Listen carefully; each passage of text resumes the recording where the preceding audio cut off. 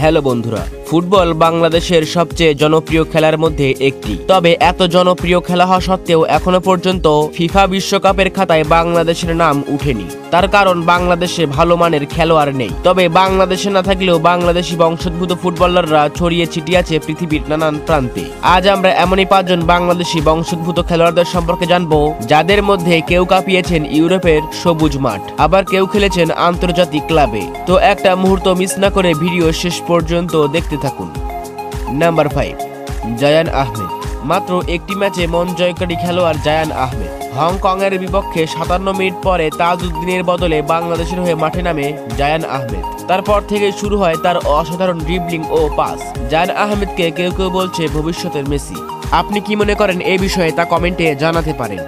Number 4, Nabil Irfan. তিনি বর্তমানে কাতারের ক্লাব আল ওয়াকরা এসসি এর একজন অন্যতম সেরা মিডফিল্ডার। তিনি আন্তর্জাতিকভাবে কাতারের সিনিয়র দলের হয়ে অনূর্ধ্ব-20 এবং অনূর্ধ্ব-23 দলের হয়ে খেলেছেন।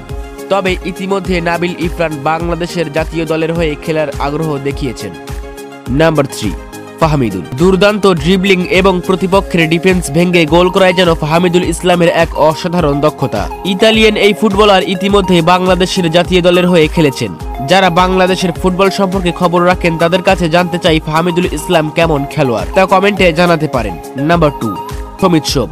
হংকং এর বিপক্ষে শেষ মিনিটে যে খেলোয়াড় গোল করে বাংলাদেশকে সমতা এনে দেয়, সেই খেলোয়াড়ের নামই হচ্ছে সমিত সোম।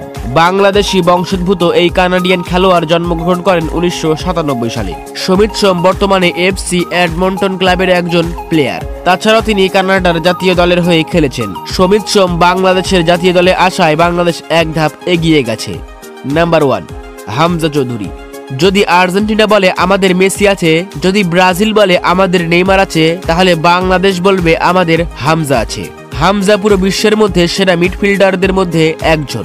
মাঝ মাঠে প্রতিপক্ষের কাছ থেকে ইগলের মতো বল ছিনিয়ে নিতে পারে হামজা বাংলাদেশের জাতীয় দলে আছে। বাংলাদেশ দক্ষিণ এশিয়ার সেরা দলগুলোর মধ্যে একটি এবং বাংলাদেশ দক্ষিণ এশিয়ার সবথেকে দামি ফুটবল টিমে পরিণত হয়েছে।